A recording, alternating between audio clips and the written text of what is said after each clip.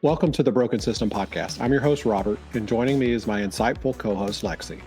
Together, we're here to uncover the flaws and challenges within our justice system, where fairness and equality often fall short. In this podcast, we aim to delve into the complexities of our justice system and explore the experiences and perspectives of those who have been affected by its shortcomings.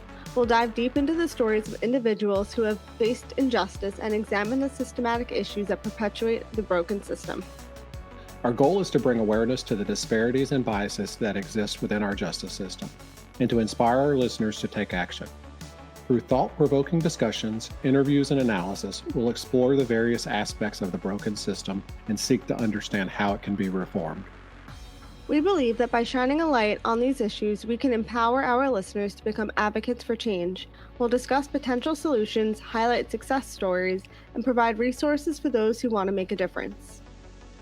So whether you're a concerned citizen, a legal professional, or simply someone who wants to learn more about the flaws in our justice system, we invite you to join us on this journey. Together, let's challenge the broken system, amplify unheard voices, and work towards a more just and equitable future. Get ready to explore the depths of our justice system like never before. This is the Broken System Podcast. Welcome to the Broken System Podcast. I'm Robert. I'm here with my fantastic co-host, Lexi. Lexi, how's it going? Hey there, I'm great. I cannot wait for everyone to listen to today's episode. We've got a fantastic interview lined up with someone who really knows how to bring the holiday spirit right through the airwaves. Absolutely. Today, we have the pleasure of chatting with Jason Usry, the host of Santa May Be a Criminal podcast. Now, for those of you who haven't tuned into Jason's podcast, it's like a warm cup of cocoa for your ears, blending storytelling, humor, and a dash of holiday magic. Exactly. And what's even more exciting is right after our interview with Jason, you'll be able to listen to the first episode of Santa May Be a Criminal. You're in for a treat. So grab your favorite holiday beverage, cozy up by the fire, and let's jump into the festive spirit with our interview featuring the man behind the Santa May Be a Criminal magic. It's time to unwrap some podcast joy. Hello, everybody. I'm Jason Usry. I am the creator of Santa May Be a Criminal, editor of the Prosecutors Podcast, LA Not So Confidential, The Consult, and I am so glad to be here, friend of the show here. Love Robert, love Lexi, so I'm so stoked to be allowed to be in this spot tonight. So thank you for today, whatever it is. Absolutely. I appreciate it very much for you coming on. And what we wanted to do is we've got Christmas episode coming up, and we want to get your podcast out and get that joy and sensation to every person that we can possibly get to listening to you, because we love you and you are just one of those kind of people that everybody needs in their life. So we want to make sure that we get it out as to many people. So we want to release this episode coming up on Christmas Day. I think it's fitting that it works out for our release dates. And what we wanted to do is just bring you on and talk about your background and why you do what you do and what gives you the drive and passion to continue to do it. Again, thank you so much for having me here. The affection is reverted back to both of you as well. I'm really pleased to be here. In terms of my background, I went to school for media production, and after that, I wanted to be a filmmaker, and I didn't have that opportunity. Oh, I had an opportunity immediately after college, but not filmmaking as a gig job, and I needed a real job. And so I moved into television production, and I've been in that ever since, basically. That's my real gig. And then a couple years ago, I was talking with some friends about doing this podcast or this story, and they said that they would support it, and they said they would be. I was like, they were like, you should do this. You should definitely do this as the podcast. And I said, well, I'd have to find actors and all these things. And what ended up happening was, because they were all podcasters whom I worked with, they're like, we'll be actors. And so I started writing very small in the beginning, thinking that it would be just 10 characters over the course of the season. And it ended up being a lot. And now we're nearing the end of season 2 and have a third season plan and potentially a fourth season, depending on the way the wind blows. We'll see. But I'm a media guy. I'm a storyteller.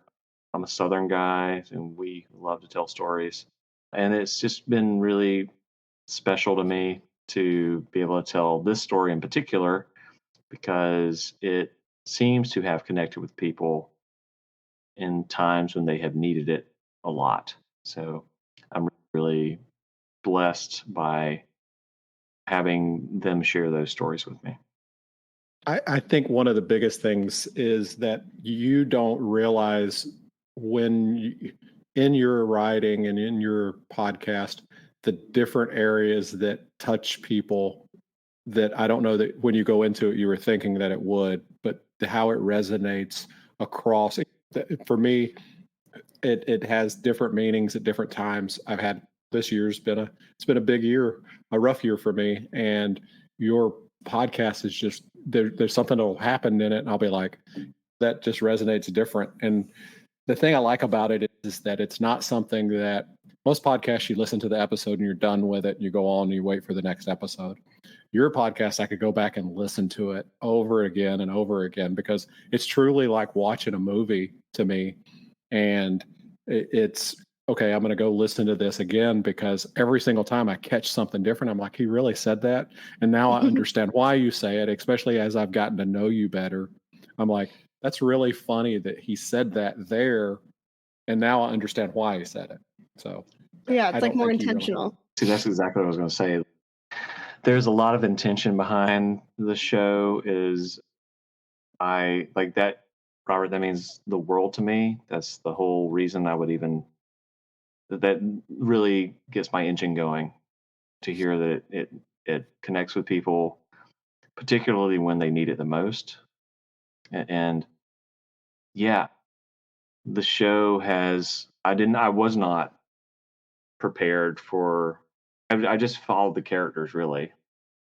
The characters led me to places, and there were conversations that were happening in the real world that I wanted to have in a way that felt safe because when we have these conversations in the real world, a lot of times people dig their heels in, refuse to like listen to each other. And I thought that if I could do a show where I could pose some of these questions that we have in the real world in a funny way, a satirical way, that maybe we could like all look at each other, like all look at ourselves and realize we're really all in this together. Like everything that there is one earth, we're all people. We all are trying to do the best that we can for each other or for our families or whoever. We're all trying to have some sort of success, however that person measures it. And I really wanted to provide an avenue that these conversations could be had in a safe space. And sometimes those conversations are controversial, and sometimes they're not. Sometimes they're just funny. Sometimes it's just like me poking fun at myself. But that's actually most of the show, actually. But I think the really touching thing to me is what you said is that, you know, in a time that you needed the show to give you something, it was there. I've had that conversation with so many people who have reached out to me and said, like, you have no idea what this meant. We were on a live earlier today, the three of us, and someone said to us that they had given up on Christmas, and the show, Santa Maybe You're a Criminal, had given her the joy to go out all out this Christmas, and that's not unique to her. I've heard that a bunch of times. I think the holiday season is a really tough time for people because you're confronted with so much nostalgia, which is a big part of my show. You're confronted with the things you've lost, even though it's supposed to be a time of joy. In times of joy, you also look back to the things you've lost because life is a continuum, right? It's not just because you get happy one time, you're happy forever, or you're sad one time, you're sad forever.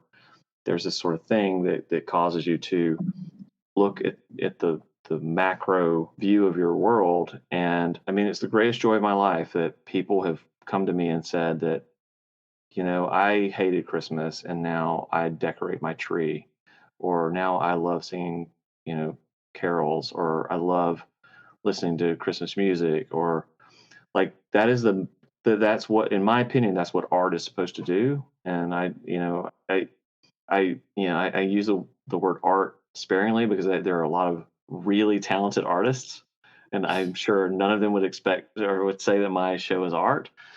But from my view, in terms of the way that I define art and the way that it gives people an opportunity to listen or view something and interpret it in their own way and let it impact their lives in their own way, I do think it's art. And so it's been like so amazing. That is really the reason that I love doing this so much. Initially, I loved doing it because I liked writing silly humor. I didn't never expected anybody to like think anything of it, really. But when that started to happen, it was really special to me. And I certainly want anybody that listens to the show to know that I take a lot of care and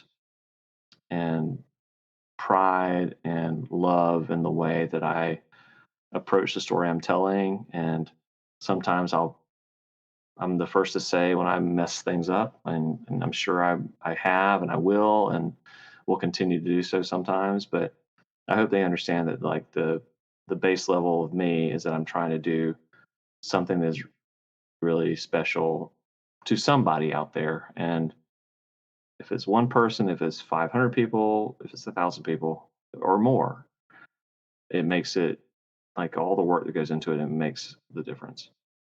And I think that's a big part of it is that because in the sphere of what we do, it's such a hard space to be in, Yeah. especially week after week. So when you're able to take something like your show and listen to it, it's such a palate cleanser to where not saying that you're making humor out of true crime, but you're doing it in a way that helps cope with the things that we're seeing every day. And I think anybody that listens to your stuff realizes, okay, this is a play off true crime, Yeah. and Yeah, like you a have palate cleanser. a palate cleanser, and it helps get through that next week or that next 2 weeks of, okay, now I got to barrel back down and I'm going to talk about something that's really hard to listen to, really hard to look at, especially on a daily basis. Yeah. I think it's, as I mentioned, I edit a lot of true crime podcasts. I've edited a bunch of them in my career here. And those are stories that are really hard to digest just from a human level. I can't imagine. I just did one recently that was my first ever foray into true crime, which you can find on the feed. And it was one I researched and I wrote and I produced and that sort of thing. And I always said I would never do it. And I had a lot of people saying, we want to hear your take on this. And I think I did it in my own brand, but it's hard to see these horrific things that happen to people and to understand that there are families shattered, not just from the victims, but the perpetrator side too. There are innocent people in that person's family as well.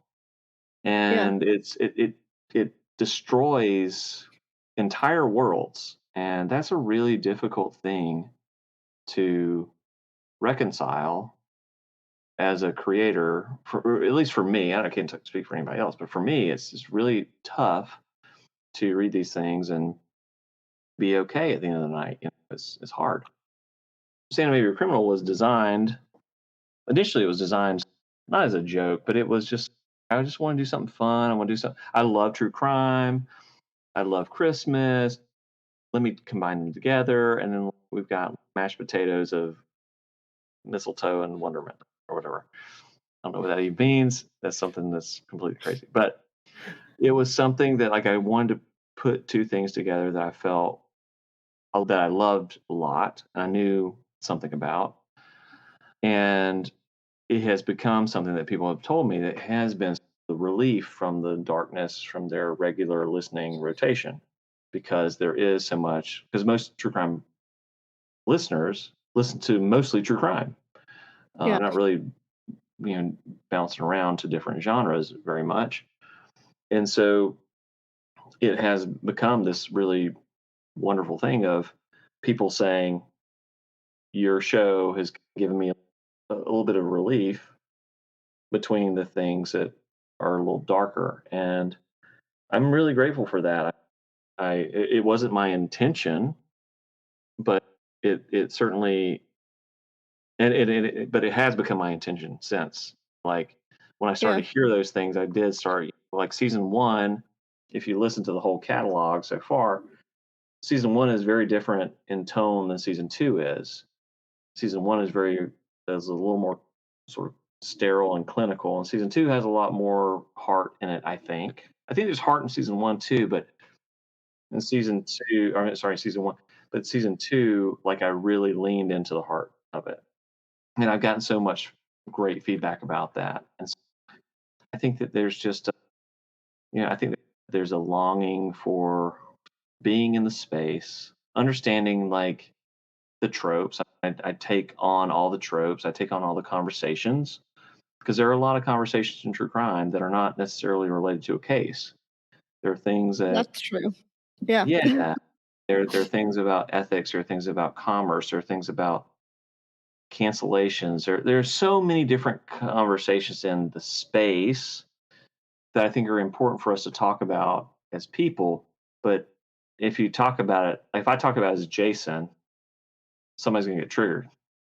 If I talk about it as Richie Buck, it's part of the show, and it becomes a conversation starter for people, because they recognize, at the end of the day, as long as people aren't getting hurt, like, we can talk about it and it's going to be okay.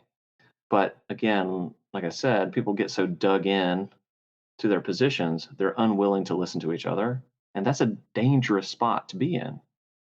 And I'm unwilling to, on my watch or Richie Buck's watch, allow that to be the norm. I want people to have conversations that are important. And if it's the satire that gets them to do it, if it's the silly graphics that I put out gets them to do it, I'm happy to do that, even at my own peril, because I think it's important for us to move past this sort of vitriolic rhetoric that's going around the space, and especially because right now, and this is a sort of a media thing, there are so many high-profile cases that have captured the attention of the media, and it's people are creating their own conspiracy theories and this and that and the other thing, and I just think this is a really dangerous place to be. So, like, we need to just let the system play out as it should. Let's hope it's not broken, Robert, and try to find the truth in the matters, and make sure that the victims and their families and the perpetrators' families have some sort of peace at the end of the process, because everybody deserves that. So it is really special to me that people look at the show as a relief. And I do try to confront a few controversial topics, even if they're not, like, even though they don't seem like they're controversial. I do try to sort of broach the topics there so that people can feel Yeah. involved. And sometimes you have to, like, meet people where they're at. And Mhm. even they might not realize that's where they're at. And using comedy to bridge that is really clever, actually, because then you can see, oh, maybe we're not that different in our opinions or whatever. It's amazing. Absolutely. It, it's amazing what a high-pitched elf voice will do to someone's hard, steadfast topic that they feel that theirs is the only opinion on it. When you throw it in an elf voice, it really changes people's opinions really quick. Robert, you're exactly right. Yeah. It's funny, that is, there are some things I've thrown in, like, that are, because it takes the air out of the balloon, right? Like, it's a lot harder to pop if there's no air in that balloon. Mhm. It's really hard to get mad at you for bringing up a topic when you do it in a way that isn't shoving it down someone's throat. You're giving multiple views on it in a humorous way that actually is taking that sting out of right or wrong. A person's thought process of being, this is my thought and this is the only way I'm going to think about it. Does that make sense? Absolutely. It's like Lexi said, you have to meet people where they are. Like, and everybody comes to where they are from a various different backgrounds or a different angle. And I honor everybody's, and I think it's really important to let people know that their voices should be heard. But at the same time, I think it's important for us to talk about real things. And fortunately, I can do that in a satirical way. Like a lot of people don't have that luxury because they're doing real shows. But it's And hard too, because sometimes comedy, it can be a place where there's lots of like, oh, that's not funny, yeah, it's a or whatever. minefield for sure. It's definitely a minefield. And there have been some jokes that I've written in, or some scenarios I've written in that made me really, I don't know if I can get away with this, but I'm going to do it Yeah. anyway. And like most people still think it's funny. Like I've never gotten really any super negative feedback about anything, but yeah, to your point, I think comedy really is the great equalizer.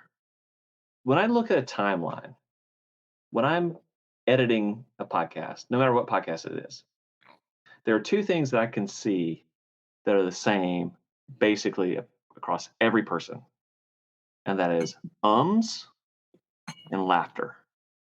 Those are the two things, right? So it's filler and joy.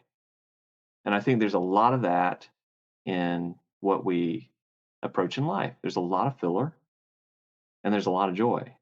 And there's a lot of angry, but I can't tell that on a timeline. Yeah.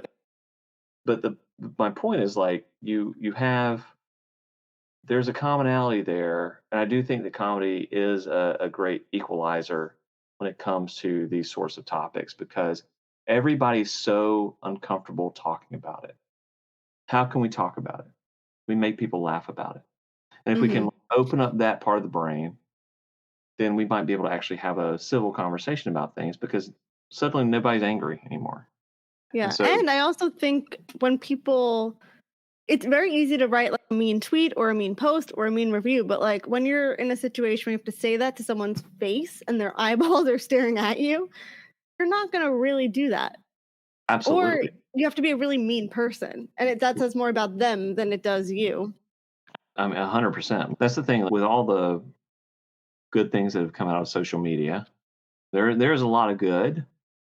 There's also a lot of bad because it has enabled a lot of people to be righteously enraged for almost no reason, to take it out on over anything, to bully others, to stand on soapboxes that they have no business standing on. But yeah, I think it's an interesting conversation because I think that the things that I operate from a baseline of kindness, I try to.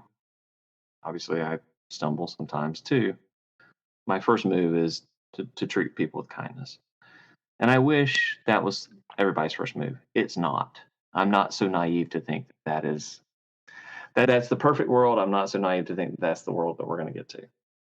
But I do think that the more that we show others kindness, the more it corrodes the negativity and the angst and the anger, because I think all those things come from a place of insecurity or of want and need. And I think a lot of those wants and needs are kindness and joy and hope. Yeah. And they're like when people don't have those things, they revert to this really angry position because they're defending themselves. And I don't have any problem with people defending themselves. I'm glad that people do that. But I think that if we operate with a little more of that kindness, then we'd make the world a little bit of a better place. I hope. I don't know, I but think so. I don't know Yeah. anything. I don't know anything really. I'm just writing a silly Nice. Santa crime show, but that's my aspirational hope. If people could just take a step back and say, I could be wrong about that, instead of, okay, maybe I'm wrong, but I'm not going to let anybody know that I'm wrong. So Right. Or I I'm need to gonna be right. defend. I need to be, yeah, I need to be right because I said I was going to be. Yeah. That's the thing. It's ego. I anytime I screw up, I try to immediately own up to it. And I say, I messed up. Hey, it's on me. This happened this week with a show I edit. And I gave the wrong file over. I do things in process, right? So I gave the file without the music on it. I'd take the interview file and I sent it over, and it got posted, and it was just like this barrage of like, what happened? Like, oh my gosh, this is so like jarring and all that stuff. And I just like one other thing was like, oh, it's my bus, like my bad. You just take the air out of the room, like you just say, look, I own up to it. Like it's my fault. Like I'm human and I messed up and I'm sorry. And then I made a few jokes about it throughout the course of the day because it was funny to me. And people thought it was funny too. But like, the thing is, I just think you just have to like actually you have to like, reduce your own ego. You have to accept we're all human, right? And be willing to admit when you're wrong. And unfortunately, right now, I think there's a lot of people unwilling to admit they're wrong. But I hope that we're going to get to a place where people have the confidence to say, "I screwed up. Let's make this better." If we could get to that spot there, we've got it made because there's much so much finger pointing and placing the blame on others, and it's just this life is too short for all that. I don't have to, my arms are too tired to point fingers. And this year truly has been a very polarizing year for true crime. And there's been, I would say, I don't know of a year, just thinking back, and I've been doing this a lot, just listening and watching and things with true crime. This year has been, it's like every day, it's just another big reveal Yeah. of, okay, so there's so many now that people are taking sides and they're publishing this and this. And it seems like it's every day something else is coming out. So it's like, okay, when is this going to stop? Is there ever going to be a break of somebody saying, and just taking a deep breath and saying, okay, now tomorrow will be a different day? But it just Right. seems like it's just been one of those years. Yeah. I think that it's look, the engine that is true crime content is going to generate those sorts of things. What breaks my heart is that the families are pulled through this froth and this fervor and this angst, and they're having to relive this. And I pray to God that they just don't have Twitter or X or whatever you want to call it, or social media in general, so they don't have to they don't have to relive that moment, the worst moment of their lives, over and over and over again. It breaks my heart that this happens, and it's a tough thing, like because the we've cast the die, and this is going to happen. That is done. It's never going to change, I don't think. But I just hope that the onus, I think, is on the creators because the families have dealt with the worst part of it. They've lost a loved one, or they've had a loved one who has committed a crime. The onus is on the creators to be responsible about the way that they, present, and the way that they portray, and the way they tweet or whatever it is, to be really factual about things, to be really straight up and honest. Like, whatever is in the public record is great, but to not speculate, to not do all the extra stuff that gets everybody excited. And sometimes not everything needs to be shared too, because Agreed. it's like easy. Okay, let's say if the individual has substance use issues, sure. But like you can mention it once for context, but you don't need to like keep harping on it because Right. there could have been other situations in their life that maybe led them to go missing or whatever their outcome was.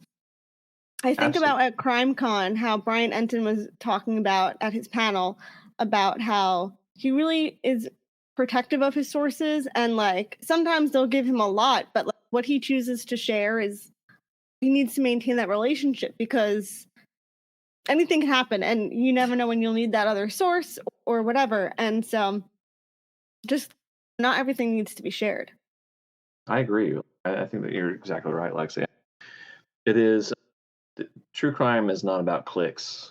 It's not about It can't be. It is to some people, but like, it shouldn't be, obviously. I've realized too, just working off of a lot of publicly available information, that is much different than being inside of a case file because course. there's going to be names listed inside that case file that may never be see the light of day until police decide that they should.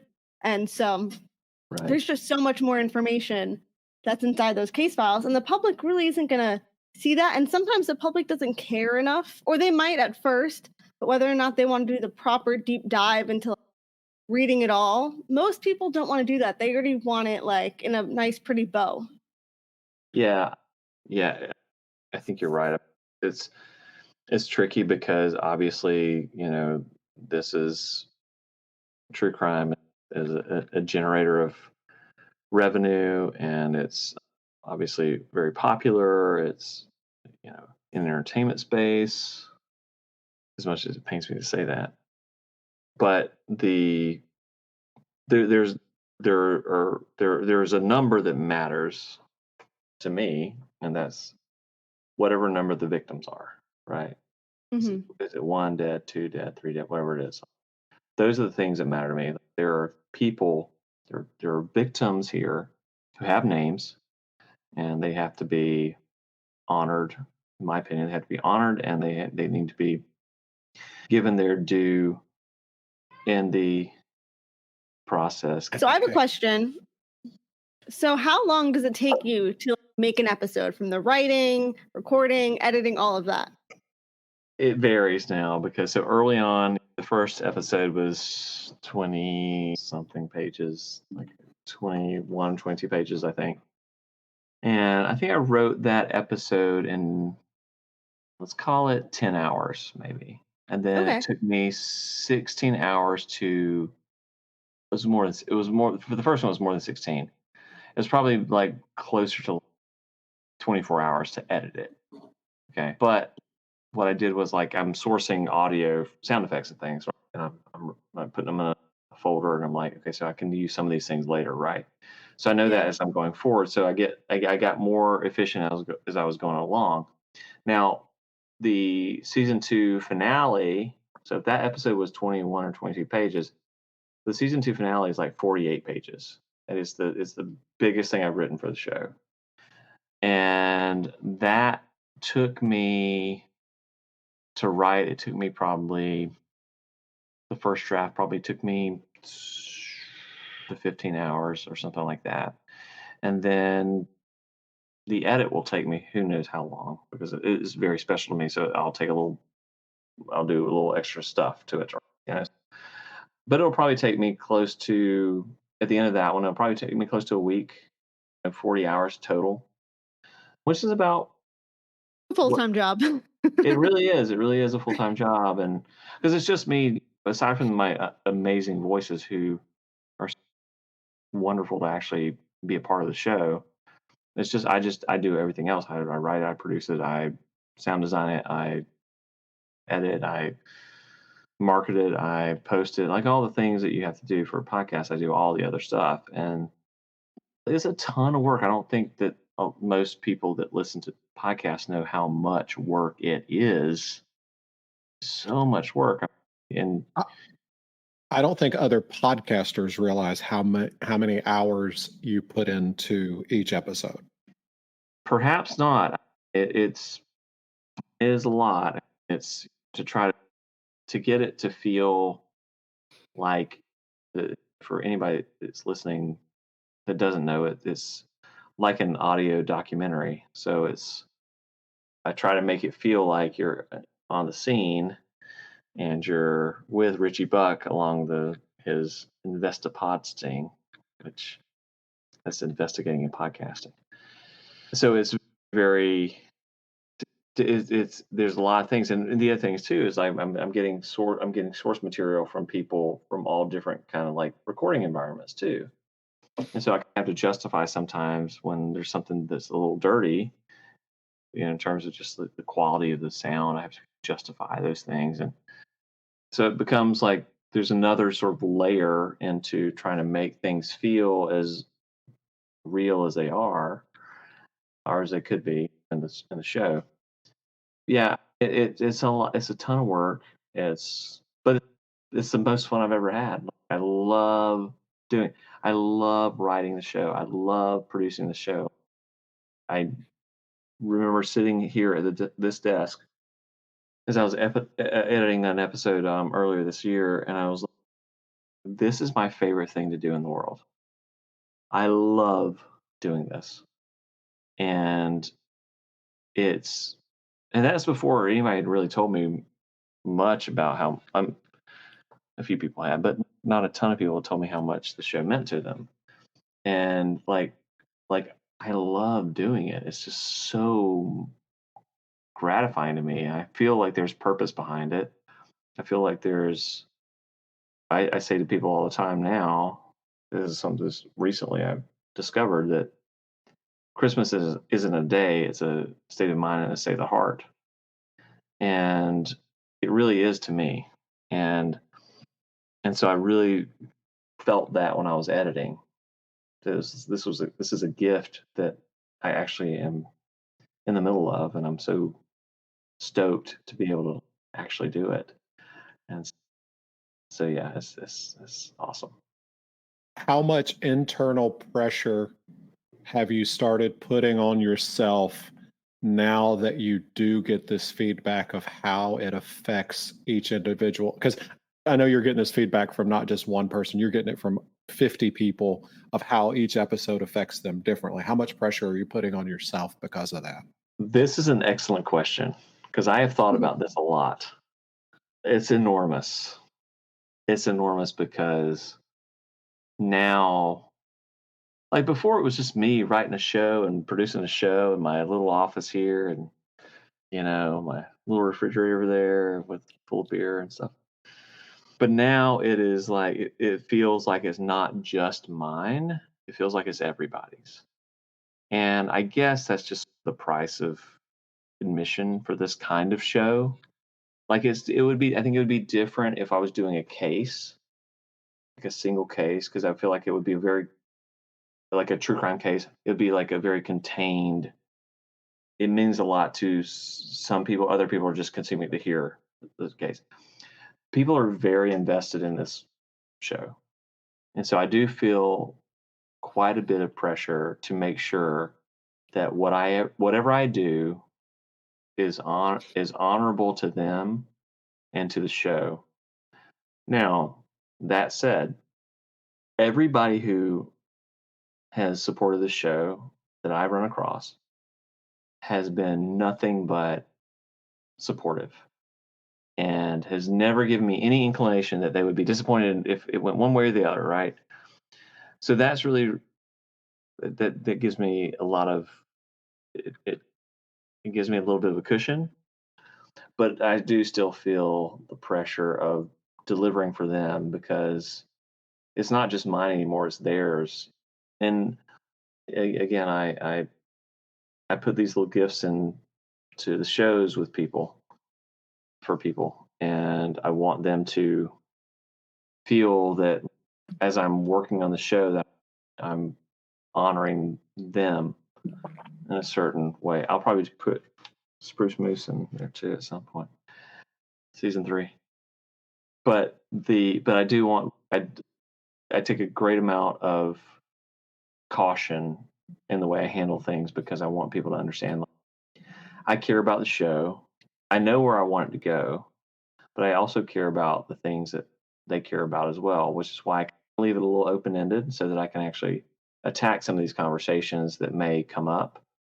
And I've had the opportunity to do that, and I've got another one coming up in the season finale. I do want people to understand that there is pressure there. There's a lot of pressure there, and it was I never expected there to be pressure there. Like I thought it was just going to be fun.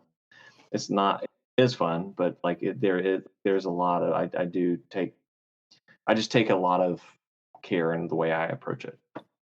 And I think that shows it shows as well in the fact that okay, you started out, it was going to be one season. You invested yourself into it, and then you said, okay, I'm going to do 2 seasons.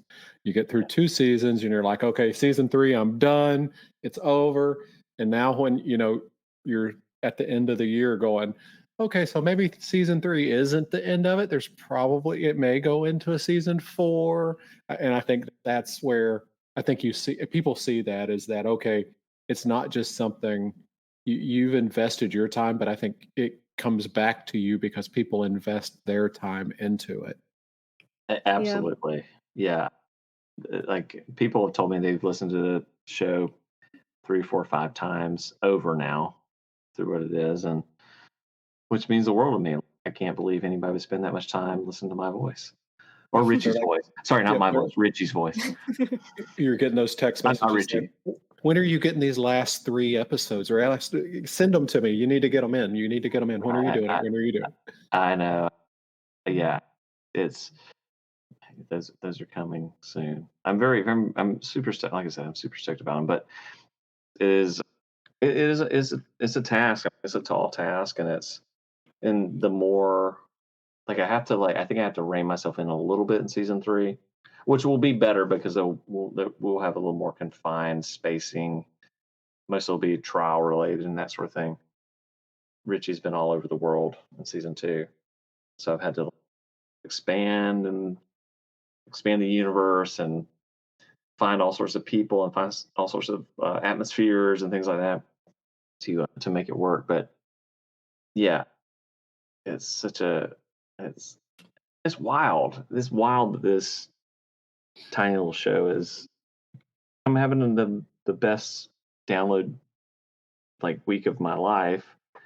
Even before this, actually, even before we started releasing these 12 days episodes, it was trending that way. And again, I think it's because it's Christmas time. And people just like for a lot of people say, I was saving it for Christmas time. It's not just for Christmas. It's like you could listen to it all the year round. But like, it's just been really cool to see people spark to it the way they have and appreciate the way they have. And also let's just apply it to their own lives and to interpret things that, I've written in the show where like it is like meant something to them in their soul and they've shared those things with me and like I could never write another episode because of the things I've heard. It means that much to me that people that have felt the things that I didn't even know they would feel. I had no idea. I'm just writing something and then I get a call out of nowhere saying this meant the world to me and you have no idea how much it's impacted my life. And it's that kind of stuff is you just can't replace that. And the thing about it too is it's timeless, in my opinion, is that in 10 years, people can still go back and listen to it, and it's going to have the same meaning then as it does now, if that makes sense. To where most true crime podcast in our area and the things that we're doing isn't going to be relevant in it may be a little, there may be something that's relevant, but there's going to be an expiration date on it. But with your stuff, there's not an expiration date. People are going to be able to listen to it over and over again. They're going to be able to listen to it 10 years down the road. They're still going to be able to share it, and it's going to still have the same meaning because of what it is.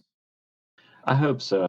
I think the Christmas or the Christmas spirit is timeless. I certainly hope it is. I remember rushing to the Christmas tree, waking up early and opening presents and digging through stockings and the hopeful feeling that you have when you're expectant of something. And as a child, you're expected of toys or candy or whatever it is that you think is going to be under the tree. And as an adult, you're expectant of different things. You're expectant of finding yourself, of providing for your children, of sometimes you're expectant of toys and candy.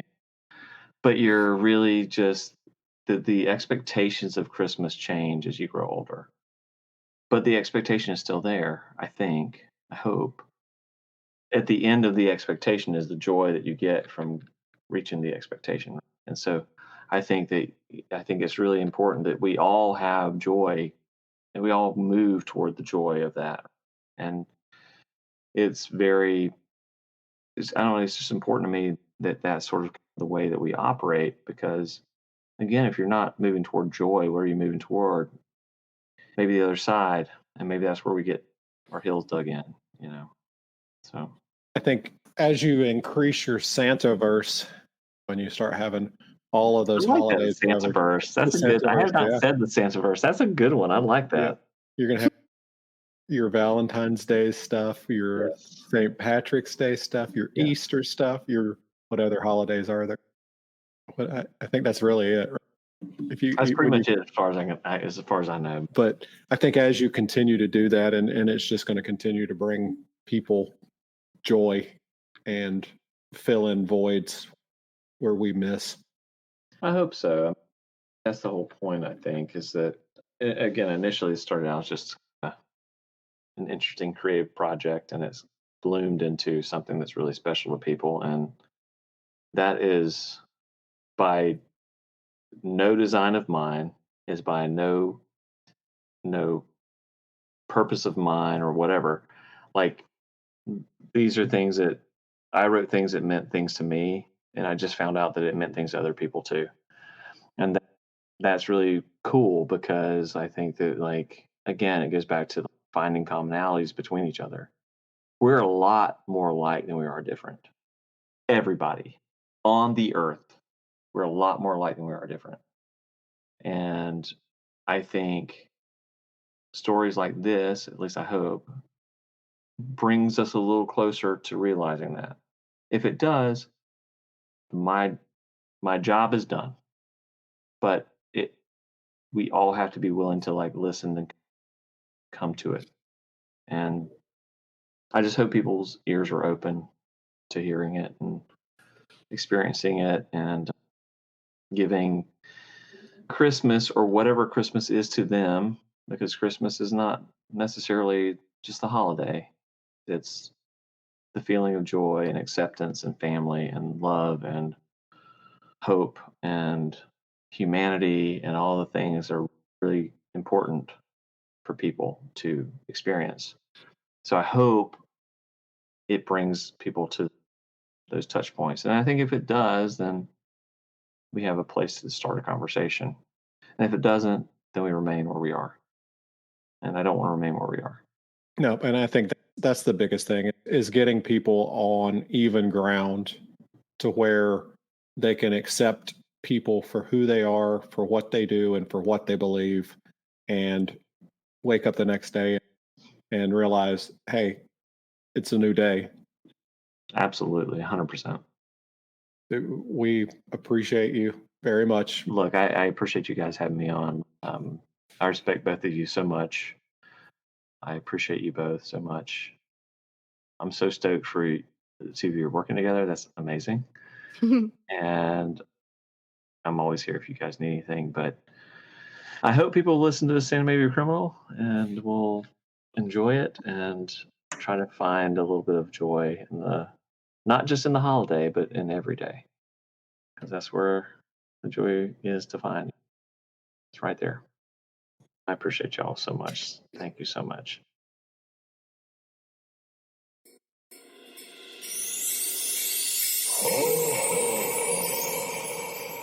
Ear cult.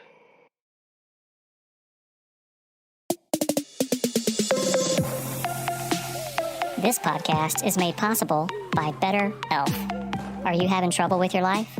Is the stress of shopping for the holidays a bit much right now? How about the all-consuming dread of family coming over for Christmas?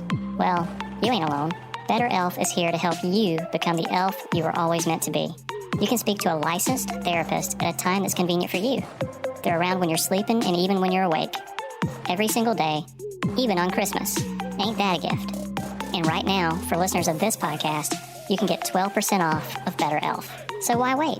Have high elf esteem and discover the best version of yourself with Better Elf.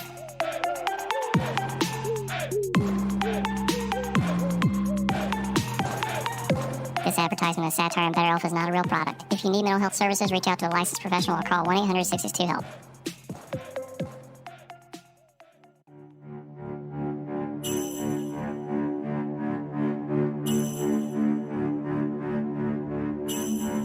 This program contains talk about criminal activity and may paint a not-so-flattering picture of one of your childhood heroes. It even includes a few cuss words and may not be appropriate for your youngins, so you might want to earmuff them or send them outside to play. Thanks for listening. The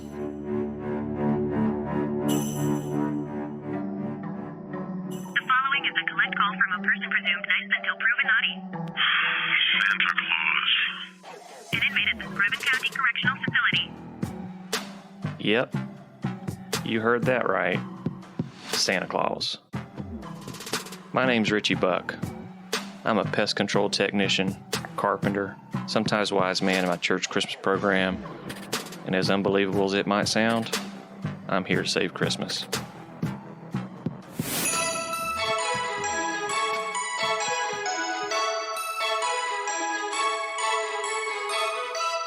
This is an Ear Cult production brought to an association with Crawlspace Media.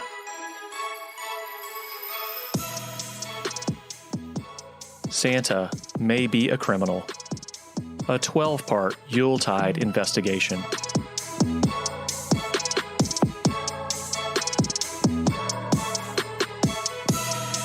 And this is the first day of Christmas. A partridge in a pine tree.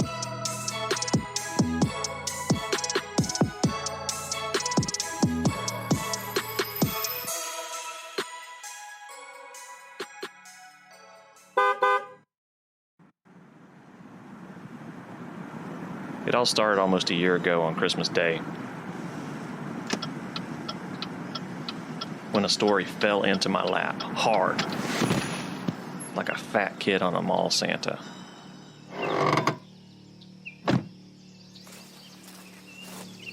You see, my cousin had a life-changing experience on Christmas Eve. It was that damn bird. That's Rodney Dale Murphy.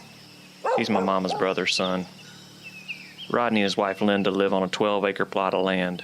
Some would say it's in the middle of nowhere, or BFE. Around here, we just say it's in the county. He'd been outside our bedroom window since Thanksgiving, just a chirping and a chirping. And shit, it was Christmas Eve. I could tell the incident was still fresh on his mind. Anyhow, I wanted to get to sleep so Santa would come on and bring me them camo waders I'd asked for. I'd been real good so far, too. No rest or anything the whole year. It was no secret in our family. Rodney was a troublemaker. He'd had his run-ins with the law. You almost expected to call at 2 o'clock on a Saturday morning. You'd have to go up to the jail and bail his ass out. But he was right. This year, he'd been good. Or, as Santa'd reckon, he was on the nice list. Rodney offers me a cigarette. I refuse, but he lights on up. Makes me miss the days I used to smoke. Anyhow, we'd had a little shindig that evening. Linda tucked the kids in and realized we didn't have no milk. I was like, shit, what do we do now? I mean, we had the cookies. But you ever try to eat one of Linda's peanut butter cookies without milk? I had, and he was right. It was damn near impossible. It was like if quicksand got in your gullet. Why didn't you go to the store? I wish I could describe the look Rodney gave me after this question. It was sort of a cross between, you're kidding me, and what planet are you on? Then, You know Gators is closed after 8 on Christmas Eve. Besides, neither of us should have been driving anyway. Not that that ever stopped them before, or any of us for that matter. But I ain't here to throw coal. Anyhow, Gators was a legendary store in the county. How's it going? Any maters up? And home of the best damn fried maters you ever ate. Thank you, y'all have a good one. I'll be back for beer in a little bit. Unfortunately, where there's fryers, there's smoke. And where there's smoke, it burned down 4 or 5 times, only to rebuild bigger and better with more fryer space than before. But that's when I had the idea. Rodney leads me over to a red and white cooler, one of those textured feeling ones that stay on front porches in the South. Like if you pick it up, there's a perfect, clean, cooler-shaped rectangle next to the rocking chair. That thing's seen better days, ain't it? He opens the lid and wham! I'm slapped in the face by the smell of hooch. The strong stuff. Took a few seconds for my eyes to stop watering, but when they did, I was able to see what looked an awful lot like pink lemonade. I knew it wasn't, but I also knew exactly what it was. Hunch punch. Want some? For you rich kids or Yankees out there, hunch punch is what us rednecks like to mix together to get a hell of a lot of us drunk on a weekend night. It's a mixture of grain alcohol, fruit bits, juice, and when it's made right, it'll sneak up on you and pull your drawers down before you even know it. Want some? Damn it, I did, but I declined. Partially because it's 10 a.m., but partially because I don't know how long this particular batch has been sitting on this particular porch. But Rodney takes a drink. Ooh, make you want to tongue slap your mama. In case you haven't noticed, Rodney's an interesting fella. It's like I was saying, we were out of milk, and I didn't know what in the hell I was going to do about that. Gators was closed. So were all the other stores in a 30-mile radius, but I didn't want to upset Santa. So I got an idea. I had plenty of this left over. Rodney goes on to tell me that since he and Linda were out of milk on Christmas Eve, they decided that Santa could probably use something a little stronger than dairy by the time he ended up at 19 County Line Road. We call that Southern hospitality. I join him in a couple of nearby wooden rocking chairs, and he explains how the rest of the night unfolded. He'd fallen asleep in this very rocker. Then, it was that damn bird. The bird, as I learned, is a partridge. He'd seen it nesting near the top of a 75-foot tall pine tree at the edge of his woods, which was weird, because partridges don't fly at all. Maybe they can climb now. I mean, things change. And every time I threatened to shoot him, Linda would pitch a hissy fit, tell me we couldn't kill a partridge during the holidays, that God would punish us, and Santa wouldn't come. That's crazy. He'd come. You'd just get a sack full of coal. Maybe that bird had a death wish. If he did, he found a hell of a good spot. Well, the bastard woke me up on Christmas Eve. So that's when I decided it was over for him. Apparently, when that partridge and that pine tree woke him up that night, Rodney figured Santa would be none the wiser. He'd already seen on the local news that NOAA, that's the National Oceanic and Atmospheric Association, not the dude with the ark, was tracking him across the Atlantic. Ain't no cell reception out there, he reckoned. No way he'd get the late addition to the naughty list. He'd suffer it for next year. When I figured Santa wouldn't know, I grabbed my 12 gauge and I marched my happy ass right outside. That's when I seen it. What Rodney saw after the break.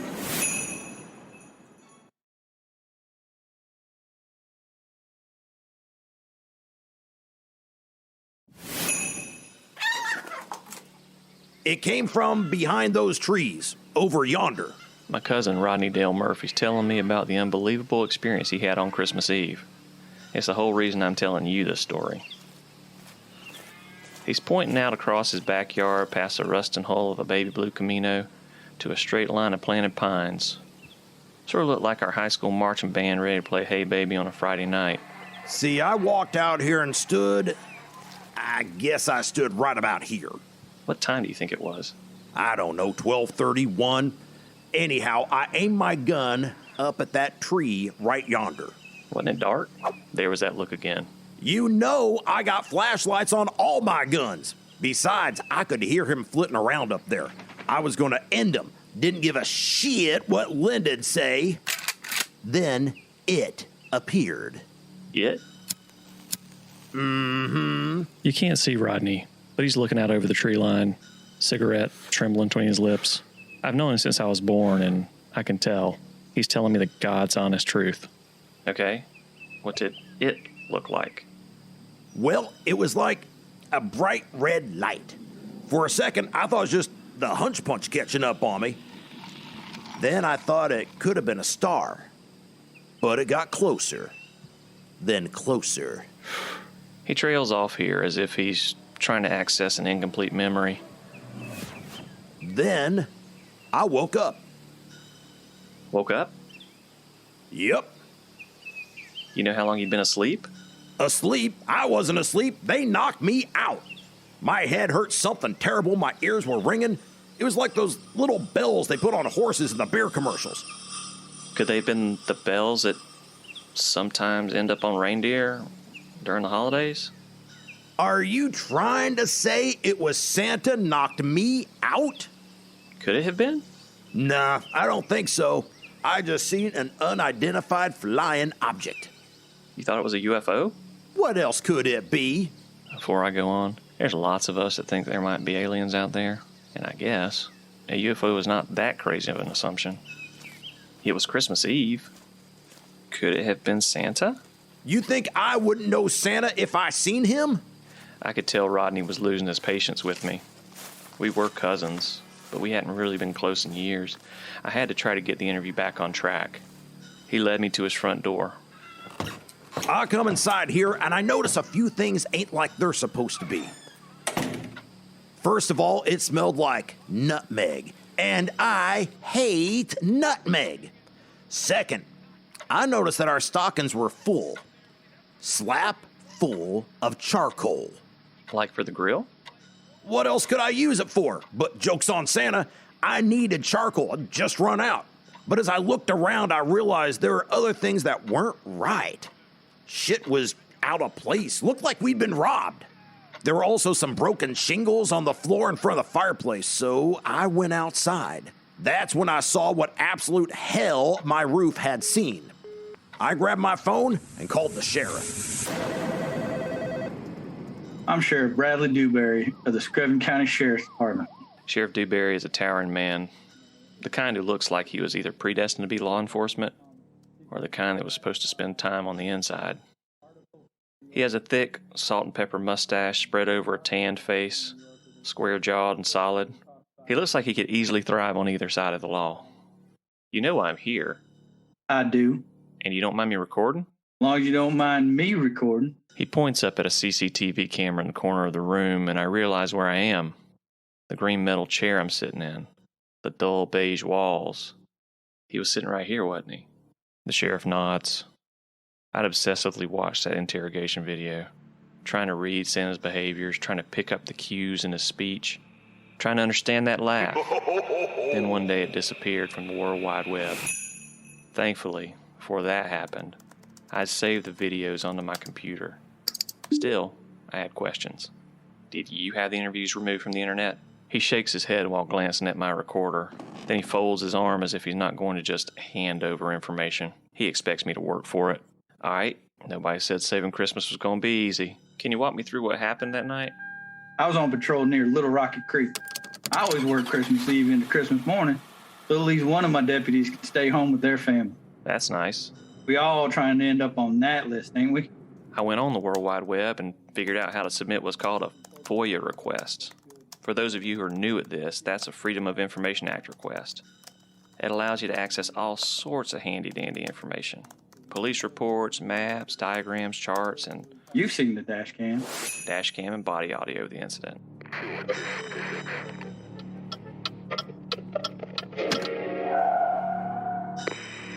What in the HE double hockey sticks? I stopped the car, got out.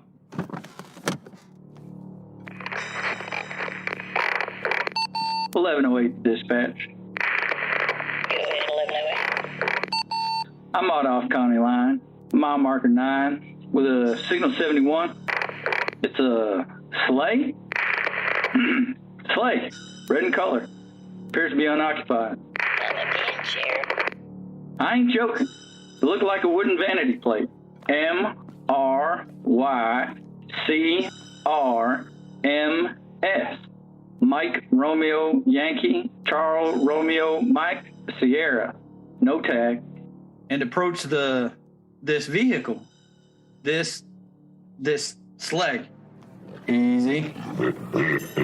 Easy. And that's when my phone rang.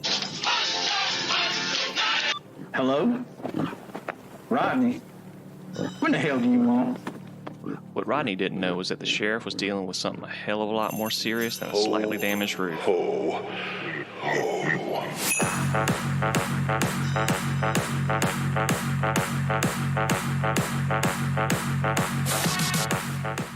Next time on Santa May Be a Criminal. What exactly Sheriff Dewberry found at the scene of the stopped sleigh, and how he got a jolly man in a big red suit into custody. Plus, the department's best detective is assigned to the case. And after looking at the first bits of evidence, I have to confront the possibility that Santa may be a criminal.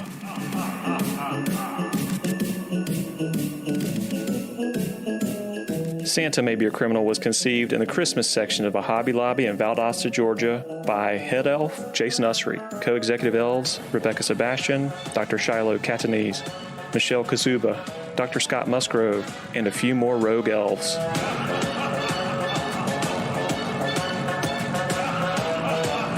Stay up to date and ensure your space on the nice list by leaving us a 5-star rating wherever your ears are right now. Then go and rate us 5 stars everywhere else.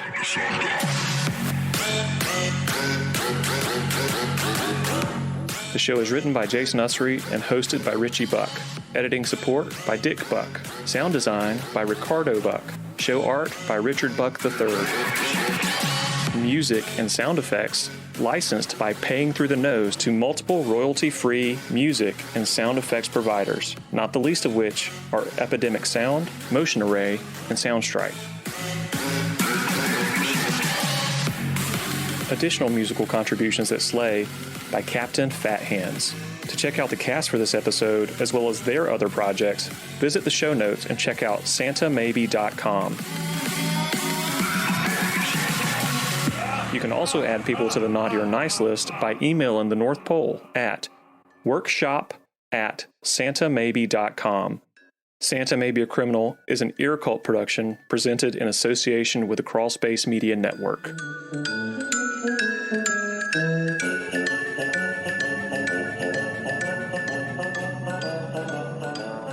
Hey everyone, Jason, head elf here, and I wanted to slow it down for a moment for some real talk. While we're having a sleigh full of fun with the show, we wanted to take a quick moment to recognize an important nonprofit organization in the true crime community. This week, it's an organization that I'm proud to be a small part of. It's Crime Stoppers. Crime Stoppers is comprised of hundreds of local Crime Stoppers programs just in the United States, including my local chapter. Local Crime Stoppers programs are nonprofit organizations led by citizens against crime and is based on the principle that someone other than the criminal has information that can solve a crime. It's one of the best ways to keep your neighborhood safe. Visit crimestoppersusa.org to find a local chapter and learn how you can get involved. Catch you next week, and always remember, be nice.